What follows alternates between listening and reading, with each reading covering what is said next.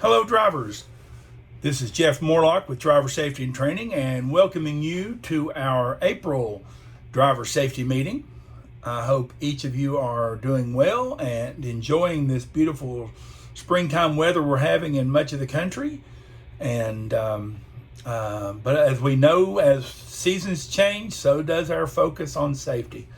And we have to go from our focus on snow and icy weather to some of the things that come and is part of springtime and those kind of things. So we're going to be talking about some of that and some of these other objectives that we're going to touch upon during our safety meeting. We're going to talk about seat positionings.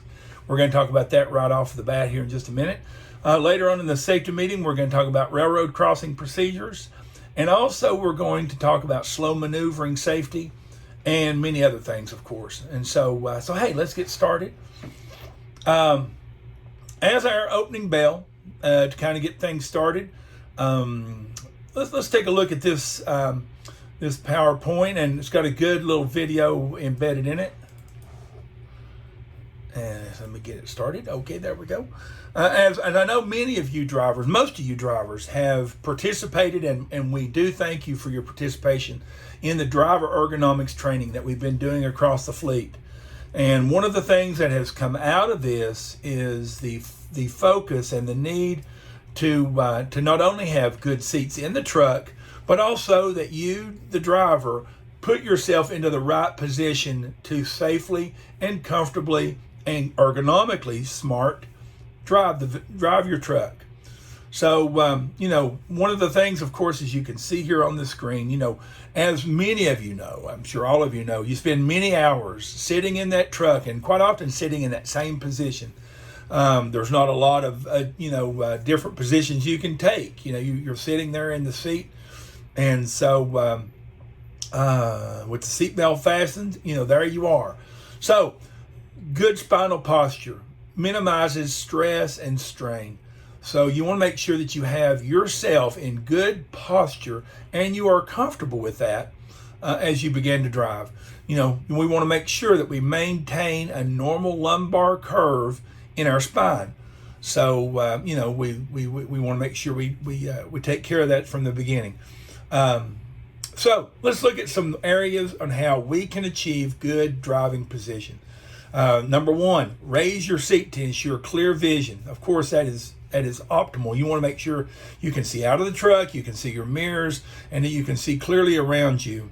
Move your seat distance, the height, to ensure that you have good control of the pedals. Adjust your cushion, tilt, angle, so that you are comfortable with the way you're sitting, so your thighs are supported. Adjust the backrest. Avoid reclining the seat too far to prevent neck strain. A lot of times you can put a seat like that in a position and you're thinking, yes, this is comfortable, I like this. But after an hour or a couple hours driving, it starts working like on your neck, works on your shoulders or your back. So you've got to be smart on how you set your seat up to where you're going to be comfortable long term. Adjust your lumbar support that is a part of your seat to ensure that it fits your back and it gives you the pressure points and it gives you that support to your body. You want to make sure that your steering wheel is in good adjustment, that your headrest, head restraint is in good adjustment. Once again, you want to make sure you can see out your mirrors clearly.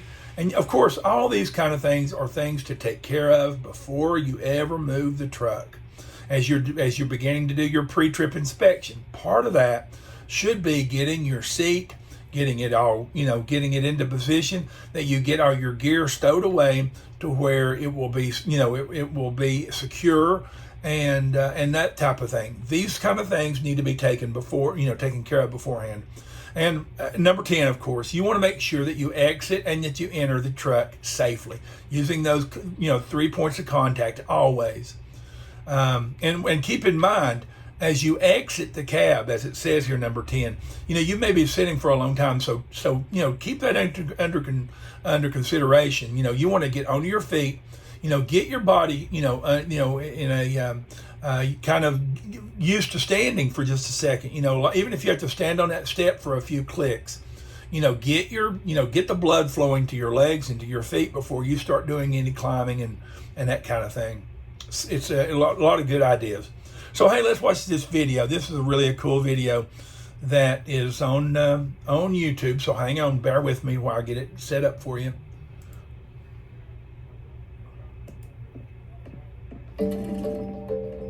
Sitting down for long periods of time can be bad for your back. This is especially true for truck drivers. When seated, the pelvis rotates backwards, causing the curve in the low back to flatten. This puts stress on the structures of the low back and puts your back at risk. This stress becomes worse when you sit for long periods of time. Here are some things truck drivers can do before they start work to reduce their risk of injury. Adjust the seat. Recline the backrest past 90 degrees, ensuring there is adequate lumbar support. Adjust the air ride or hydraulic features to protect the seat from bottoming out. This will reduce the impact on your body. When adjusting the seat, ensure you can still comfortably reach the controls. Whenever possible, adjust the steering wheel to keep your elbows close to your sides, minimizing reaching. Adjust the mirrors so you can see them without slouching or twisting.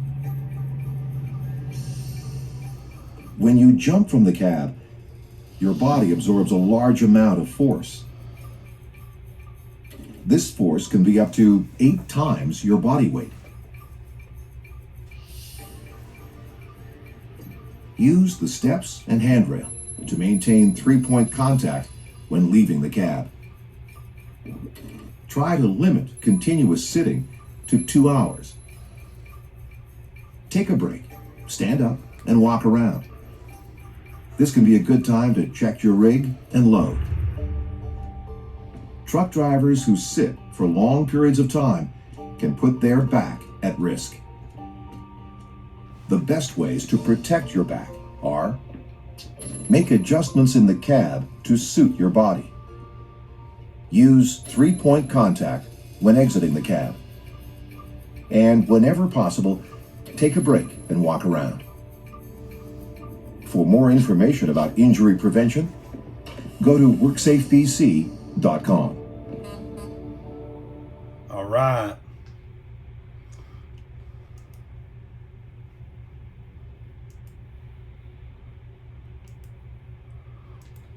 Okay. Hey, good video. Good video. Hey, but think about these kind of things, and once again, as you start your day, get yourself set up correctly in the cab of the truck to where you're going to be able to, be able to do your job, but at the same time be comfortable, and that that you are treating your body correctly while driving a truck. Okay, hey, let's move on. The wellness nugget for this month is something that many of us deal with. I know I do, and I'm sure that many of you do too. And that is dealing with stress and being aware of the stress that we have in our lives. And now there's a lot of reading here, so I'm not going to read it all, but I'm sure your managers will print this off and put this up in the driver's rooms. So, hey, take a time and look at it and I guess you'll see some things that you can easily agree with and relate to as far as some of the things that stress can do to us. Things like it says right there, to be on the lookout for burnout. It can, some of the telltale signs is, feeling drained, headaches, muscle ache, feeling yourself being withdrawn from other people. And having these feelings of hopelessness and doubt and negative and irritable, emotions that you might have, and really losing your motivation to do anything. these kind of things can happen from getting stressed. And like you can see right there around the circle that says body, mind, emotions, and behavior, you can see there some of the telltale signs that you might be able to relate to. Some good steps to take, to deal with stress. First thing is recognizing it. Recognizing stress for how it is, and knowing how it feels and how it treats you. That's the first step, is recognizing it. And then, as you can see, there are steps to take is to, try to eat well. If you continue to eat a bunch of junk food all the time, your body's going to react to that, and it's going to, as stress, it's going to maybe where you keep an upset stomach, or it maybe starts working on other, parts of your body, and get quality restorative sleep. Once again, it's kind of like what we're talking about, getting the truck ready for your seat ready for your trip. It's the same way. You've got to prepare your body for your day ahead. And it starts with getting good restorative sleep. And if you honestly feel like that you have maybe a sleep apnea issue, hey, address it. Our Products has got great programs, and I know you're going to be hearing about it this month on the sleep apnea. If you don't sleep well, if you don't get good sleep, it starts working on the rest of your day. And try to get as much exercise as you can. I know with the work hours that many of you drivers have, it's hard to exercise. But if you go at it with the mentality that I'm going to do something a little more than I did yesterday, even if it's maybe taking a couple of laps around the truck, giving yourself a little bit more exercise than you did the day before, it's a good thing. And then when you have your time off, when you have your weekends or whenever your days off, that kind of thing, spend time doing what you enjoy doing. If it be with family, friends, pets, if you have hobbies, those type things, spend time doing that. And, and letting your mind and your body check out for a few minutes. I know I do that a lot with the things that I enjoy doing, in the way I myself, deal with stress is, I like to fool with old boats and stuff like that. That's what I do. And so it's an opportunity to really just let your mind take a break. Hey, and laugh. Having a good, cheerful attitude is something a lot of times we have to work on, but how healthy it is for us to have. So good. Hey, once again, this is going to be in the driver's room. Hey, make you a copy and take home.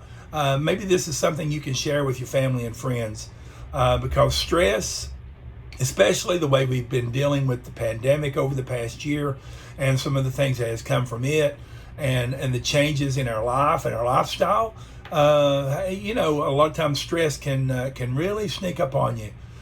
So take this serious. And hey, once again, thanks to the driver wellness people for putting this together for you. But so good. Also, of course, we have one here for the St. Augustine drivers that is in French. So I'm sure that you drivers can see that.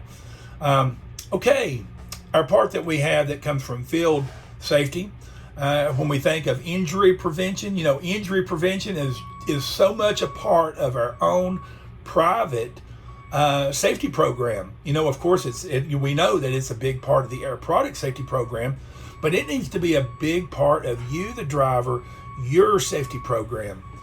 And so I do apologize for the backup alarm outside. We got some construction going on here at my office. So, okay, hey, let's get started on this. And that is our special emphasis is slip and trip hazards. Just because the wintertime's over with and we think the ice is melted and the snow's gone away and now it's pretty green grass, but still yet, the slip and trip hazards are everywhere. So, just some good points here. Hey, first off, congratulations on another month of 0 injuries. And it's hats off to you, the driver. Us managers, we can talk it and preach it to you and show you these kind of PowerPoints in these meetings, but it comes down to you, the driver, performing correctly and being alert, being focused, and be on the outlook for hazards, those kind of things. That's how we get zero injuries. So absolutely, congratulations for that. But like I said earlier, our special emphasis is on slip and trips. Slip and trips are a constant hazard. No matter everywhere you go, no matter what you're doing, it don't matter if you're at work or if you're in your private life, at home or doing yard work, or you visited your local store. Along the way, there are constant hazards that you can slip and trip on. So sometimes they are caused by poor floor conditions. They can be caused by a lot of different things. But they can also occur when we walk and we just take a misstep. In order to prevent tripping or the slips and trips and those kind of things, we must always be looking and assessing where we're walking. Okay? What are you walking on? Will the surface cause a slip or a trip? Will it support me? And so it's much the same way as in your driving, drivers. As you are driving, you're looking far up ahead of the road so you can see what lies ahead of you, so you can adjust your driving to accommodate that. Same goes for your walking. When you're walking, you're looking far enough ahead to where if you see maybe a break in the pavement, or if you see something that's been spilt in the floor, or if you see just like a different, just anything that can help, that can cause us to fall. So, think about your movements. And once again, absolutely think about the weather. If it's been dry for a long time and all of a sudden we have a little rain, it can cause just basically slick spots on the pavement. So keep that in mind. All is just, and of course, standing water, of course. And one thing about standing water is that a lot of times it can hide the hazard. If you have like water puddles or something after a heavy rain, that standing water can hide breaks in the pavement or those kind of things. So, and try to avoid rushing. If you start feeling like you need to hurry and rush, that's when your eyes are not really on the path. And as one of the things we always talk about is master the basics. Master the basics in your work and in your walking and in all aspects of your work. Hey, here's just some good examples. So can you identify the slipping risk in each of these scenario pictures? Okay, let's just look at this one. Can you see what could be a trip hazard or a slip hazard? What about this one?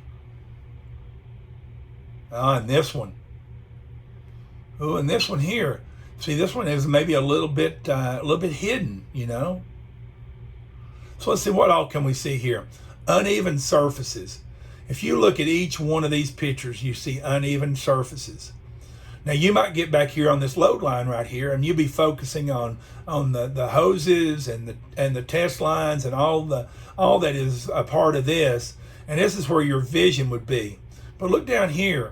You have these metal plates. You have these kind of uneven surfaces that could easily cause a trip hazard. Maybe it's a random line that's maybe gathered around here and bunched up. Look here. This is something that we see quite often. We see it on our products lots. We see it at our customer sites, truck stops. All aspects of your day. You can see these places just like this right here. And finally, these places where we put our feet. We might put our feet, we've stepped out of the truck and we get on some catwalks or some metal grating and stuff like this, and it be uneven. Let's look at some others. Slippery surfaces. You can see some icy, even though it may be warm, a lot of times cryogenics can create, short-term slippery surfaces. Wet surfaces.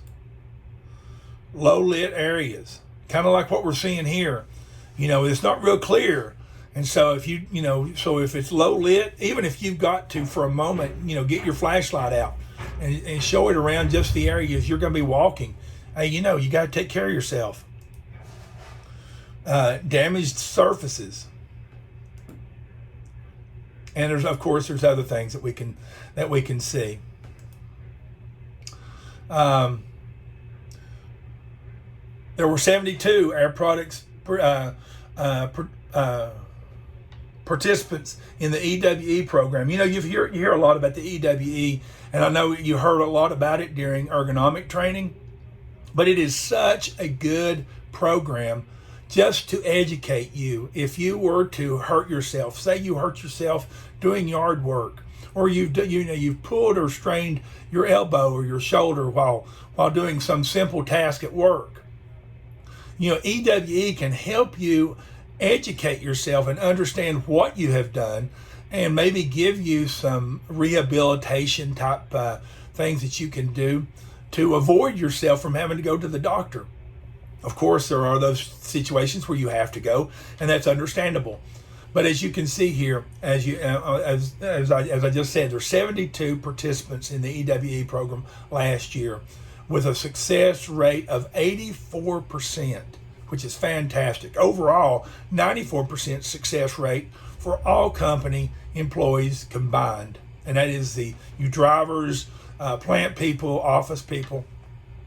EWE continues to be an important element of the success that we have at Air Products, and with you the driver, proactively managing your pain, your discomfort that comes from musculoskeletal type of injuries, strained muscles, just strained joints. So we got a lot of positive things going on here, and this is available to you. If you don't feel that you know how to get a hold of these folks, or you don't know what number to call, speak to your manager about this. Your manager can very easily put you into contact with the EWE people and help you in whatever you want to talk about. Okay. Okay. And once again, like I mentioned earlier, there was no driver injuries in March, which is fantastic. So great job by all terminal teams, by all the support people, and definitely you drivers out there on the front lines, out there working and being alert to all the work that you're doing. You can see here some of the graphs. I'm not going to go into a lot of detail here, but I think you can kind of see how we're doing here in comparison to previous months.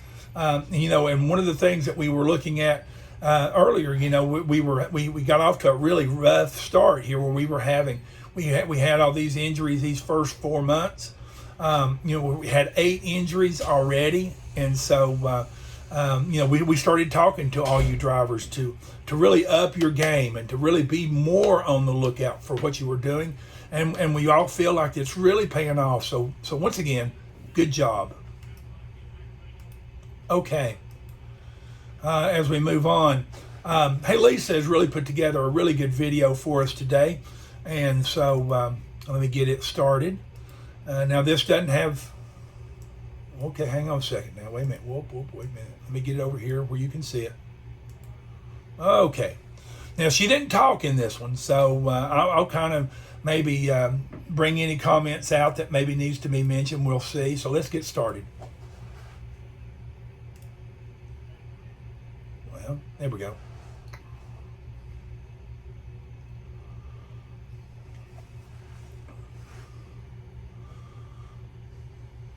Whoop. There we go.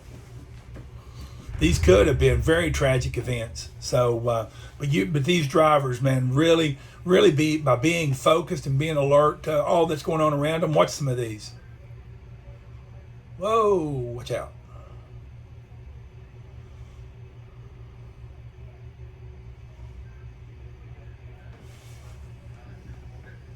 Or somebody that couldn't wait. I know we've all seen this kind of situation in this intersection. Close calls. So hey, absolutely stay safe. Quite often, we're always focusing on the times where we mess up. Hey, but you think about all the trips that all you drivers take, all the many times that you get faced with these type situations, and by you staying focused, you keep the truck in your lane, you brake smoothly, you react wisely and accurately, and so you avoid the accident. So hey, good job by the drivers that were in the videos. We thank you for letting us use them and everything. So hey, as I do each month, I show some of the really positive observations that we've been doing. We've been doing more and more remote observations, which it's just plain and simple quality control. And so we've got 3 really good examples of the drivers getting out and looking, using their cones, wearing your PPE when you get out of the truck, those kind of things. And so let's look at these three drivers here. Here's Steve Holloway from Pryor, Oklahoma. And, Steve, we can see Steve, he's out of the truck. He's got his cone in hand. He's looking the side over. He's going to mark where he wants to, where he wants the truck coming to a stop. One of the interesting things that we get out of this right here, you can see a cone already sitting here. And, and I know many of you drivers experience that. You go to that customer that we go to like every day, and there sits a couple of cones just because we're there all the time. So you driver think, well, there's the cone. I don't need to get out and look. I see the cone right there. So we pull up, we start backing up, and we hit something. And the reason we do so is because we did not get out of the truck and we did not get a full understanding of the information of what is around that site. Even though we go there every day or 2 or 3 times a day, the situation changes constantly. The customer may move things in the way, may rearrange what's in the parking lot, and we're unaware of this, and we're thinking, well, there's a cone, so I don't need to get out and look. And that's when it comes up and bites us. So, hey, good job, Steve, on your performance here. Here we see driver Jeff Bondurant out of Reidsville. He's at a customer site that is known to be a little bit difficult to get backed into. And you can see Jeff, he's out of the truck getting ready to do a walk around the truck first off, and then he's going to go to the delivery site and mark it with his cones and do it the way the very simple way we're asking you to do it, just to help you avoid backing accidents. Thirdly, we see Dan Riley out of Moreland, Oklahoma. And once again, we just like the other 2 gentlemen, we see Dan, he's out, he's checking the side over.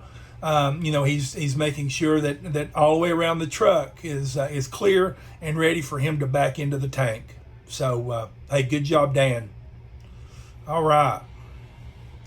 Roadside inspections. Just real briefly, as you can see here, we had a total of 55 inspections. 13 of those were found to have had 1 violation. You can see here, and once again, as we look at this, we're thinking, how many of these could I have caught when I'm doing my pre-trip inspection or when I'm doing my post-trip inspection? And so, that's one of the things we always want to keep in the back of our mind. And one of those things that a lot of times maybe we forget about is making sure that our registrations, all the information that is in our permit book is up to date and it is there. Your shop, I'm sure, takes good care of it. Your terminal takes good care of it. But ultimately, it is you, the driver, that's responsible to make sure that you have that stuff ready to go. You can see here reflective tape. I mean, all these things right here are things that are caught during the inspections. Brake hose chafing, no spare fuses as required. All these kind of things right here. These are things that you, the driver, could have caught in a pre-trip. Okay? Hey, just give that some thought when you're getting out there. And I know it's easy to, especially at the end of your day, thinking, hey, I've been with this truck all day. It's all good. Everything's fine. And you just kind of give it a little bit of a rubber stamp inspection and see, and there's things wrong and you didn't catch it. And so you're putting it all on the back of the next driver. our KPIs. I'm not going to open these up. I'm sure your manager will share these with you. You know, the VAFR, your miles, and the things for your terminal and for the work that you and your team are doing, and the KPIs. Well, let me open this up for just a moment. You can just to look at a few. Let's look at the ones that we often talk about, and that is the overspeeds, the hard brakes, and the roll stabilities. You can see here as we look at these three graphs, you can see it's kind of up and down kind of thing. For the roll stability, we'd had a couple of really good months, and we kind of had a little bit of an upturn right here. And once again, roll stabilities so often happen because going into curves too fast, overreacting, and having to bring the truck back onto the road. Maybe you've drifted out of your lane, and when you jerk the steering wheel, it causes the roll stability. Entrance ramps, exit ramps, so keep your vehicle under control at all times. Hard brakes, the hard brakes have been up and down. Right now it's kind of on a downward trend, so hey, good job on that. And that comes from being focused, purely being focused when you're driving down the road. And overspeeds have kind of had a kind of up and down over the last few months. So this, of course, is most often is driving down a hill or driving down off of a mountain and letting the truck go too fast for over 60 seconds, and you get an overspeed. Okay, let's move on just for sake of time. The question of the month. I wanted to bring this out because over the last couple of months, as the KPI review committee was looking at all the different videos that come from KPIs, one of the things that we picked up on is the number of times in that KPI video that was showing the drivers violating railroad crossing policy. And of course, what I'm saying is not coming to a complete stop at railroad crossings. Drivers, that's basic 101 with you being an Air Products driver and hauling cryogenic product. We've got to stop at railroad crossings. If you're unsure if you should or you shouldn't, stop at the crossing. Instead of don't assume that that you didn't think you was supposed to, or you thought it was for industrial switching or that kind of thing. That's how you wind up getting a ticket, or you getting caught in this violation, and it can really impact your ability to do your job. And we don't want things like that to happen. So what are the steps? Pardon me while I get a drink.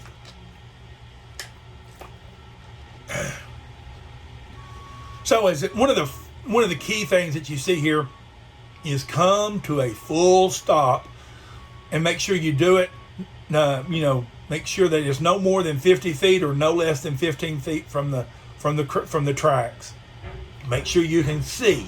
Make sure that you can see up and down the tracks. So you stop, number one. Number two, look up and down the tracks. Number three, roll down your window and turn your radio down to where you can hear. And then you listen to see if anything's coming. You look again, up one track, down the other, and then you proceed when it's safe to do so. And keep in mind, drivers, if you're driving an automatic transmission, which most of you do, you can't let your truck shift. So you want to use your manual button, or control your vehicle to where it does not shift going across the tracks. Now this is kind of briefly going over it, but I invite each one of you drivers to look at your driver handbook under the vehicle operations section. Now in the U.S. drivers, it's number 33. It's real easy to find. For you Canadian drivers, it's number 34. So go over these on your own to make sure that you are following the way you should be stopping at railroad crossings. Okay, on we go. If we look at the accidents that we've had and that we continue to have, many of the accidents are backing accidents and slow maneuvering accidents. And these slow maneuvering accidents are happening somewhere in between the time that you enter the customer site to where you get to the tank. So something that I came up with a number of months ago, last year, let's go over them one more time. It's the 5 P's of slow maneuvering safety. Hey, number one, plan ahead. when you get to the customer site and you're getting ready to maneuver your way through that customer site, it don't matter if it's a scrap yard, a chemical plant, a hospital, no matter what, you want to plan your maneuver through that place and investigate the path. If you can't clearly see, hey, stop the truck, get out and walk ahead of yourself around the corner or something like that you can see that it's clear for you to continue on. You don't want to be halfway into going around a curve and realize that you cannot go any further, and then you've got to have to try to back out of it. So plan ahead. Number 2, then proceed slowly. Okay, stay slow, stay under control, stay alert, and then making sure that you, once again, you want to just take it nice and easy. Prevent distractions. Number 3. You want to make sure that you don't let your phone, paperwork, what's on the radio or whatever be a distraction to you while you're maneuvering through the customer site. Quite often we get to the customer and we kind of feel a little bit of a relax because we're off the highway, and so now all of a sudden we're just doing 10 miles an hour and it should be easy greasy. But that's when it comes up and we strike something along the way. So don't let anything distract you. If you have something that needs to be taken care of, do so. Stop, get it taken care of before you proceed. Number 4, prepare an exit plan. Okay, just because you can get in there doesn't mean you can easily get out. So you want to make sure that you'll be able to exit the same way you entered. Number 5, you want to make sure that everybody at the customer site knows that you're there. If you see a group walking or something like that, maybe a slight tap on the horn, flash of the lights, or those kind of things can let them know that you're there. Okay, good deal.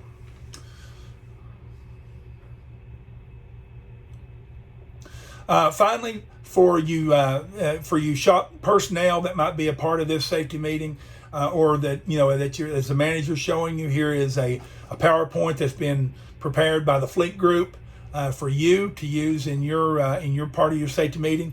Here's something else. If you missed last month going over the valve training, this is also available for you. Now I'm not going to open it up for this, but if you did miss valve training, it is excellent knowledge training for the valves that we use in our trucks. So your manager is going to have this safety meeting also, and so get that information from your manager. Okay. Hey, that's it. I hope you. Let's just kind of review it before we call it a day. As we back ourselves up. Hey, once again, drivers, when you arrive at the customer site, take it easy. Get yourself, make that change from highway to customer site. Make that change, and like it says, plan ahead, proceed slowly, avoid the distractions, get an exit plan, make sure that everyone around you know that you're there. The 5 P's. All right. Railroad crossing. If you feel like you're a little rusty on what the procedures are, hey, once again, if maybe I went too fast over it, look in your own driver handbook. It's right there in your phone. It's easy to use, easy to find. Go to the vehicle operation section of that, and then when you get on that, go to number 33. It's railroad crossing information. Of course, your manager will surely go over any kind of customer issues, any terminal issues. I know that they'll be covering that with you also. So remember your pre-trip, post-trip inspections. Make sure that you give the trucks a good look before you hit the road. Hey, thanks for all the good work that all you drivers are doing out there. And then and like I say, not only at the customer site but also on the highway, staying focused. And hey, remember, keep your stress level, keep your stress level under control. Do what you personally need to do to keep your stress under control. And finally, as we started off this meeting, with getting yourself seated correctly in your seat. Okay, hey, that's it for this month. It's 40 minutes long, so that's what I like to try to keep it. So I've ended it just at the right time. So everyone, hey, thank you for your attention. If you have any suggestions, any questions, any comments, please speak to your driver trainer. And once again, I cough I cough on you right before we finish. Once again, hey, thank you everybody, and have a great trip. Bye now.